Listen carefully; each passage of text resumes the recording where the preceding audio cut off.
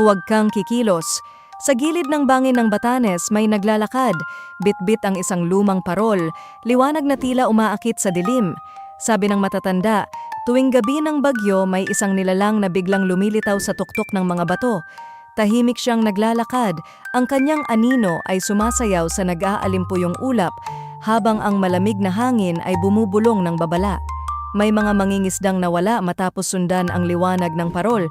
Akala nila'y ligtas na daan pabalik sa Pampang. Ngunit imbes na kaligtasan, bangin at nagngangalit na alon ang sumalubong sa kanila, nilamon ng dilim at dagat. Hanggang ngayon, may mga nakakakita pa rin ng kumikislap na ilaw sa gabi, parang may nangaakit, nag-aanyaya sa panganib. Sinasabing ang lantern bearer ay kaluluwa ng isang mangingisda na naligaw at hindi na muling nakauwi. Ang kanyang parol ay gabay sa mga naliligaw, ngunit patungo sa kanilang kapahamakan. Tanong, kung ikaw ang maligaw sa dilim ng Batanes at may makita kang liwanag, susundan mo ba ito? O mananatili kang ligtas sa anino ng gabi? Ano ang pipiliin mo? Sundan, i-share at mag-subscribe para sa mga kwentong tulad nito.